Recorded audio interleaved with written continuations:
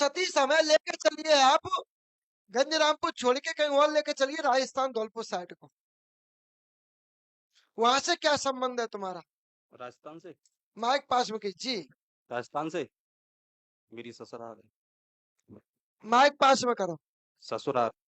राजस्थान में भी धौलपुर क्षेत्र से क्या संबंध है? शैम्पू है। हाँ? हाँ, धौलपुर में ही आती है वो। धौलपुर में ही आती है ना? ऐसा चला मुझे, क्योंकि जो भी बोलूंगा प्रमाण के सहित बोलूंगा, बिना प्रमाण के बोलना मुझे आता नहीं। यही दरबार में अंतर है, और निके में हमारे में। अब सोचने वाली बात है नहीं कि बारात में लड़ुआ खावे तो अपन गए ना, तो फिर अपना कैसे पता कब भाई पंचो गलत कह रहा है कि सही कह रहा है?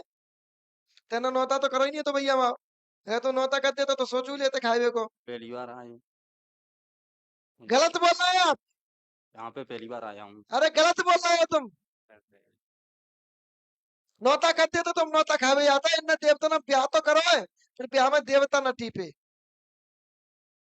बिना देवतन को ब्याह भाव भाई, हाँ या ना? देवता टीपे गए ब्याह में? नहीं टीपे गए। देवतन की पूजा हुई? नहीं हुई।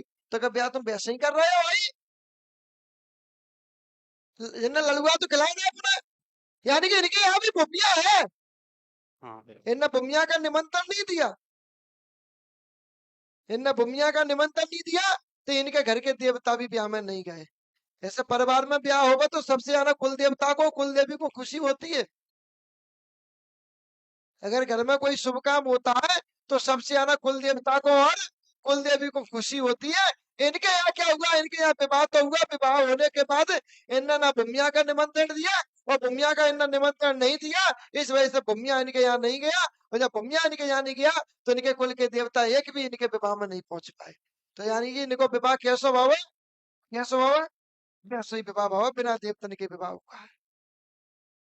तो उस विवाह में अदृश्य अदृश्य शक्तियां भी प्रभाव डालेंगी। अगर कुल को देवता अपने साथ नहीं जा रहा है तो वहां जो निगेटिविटी होगी वो प्रभाव कर सकती है।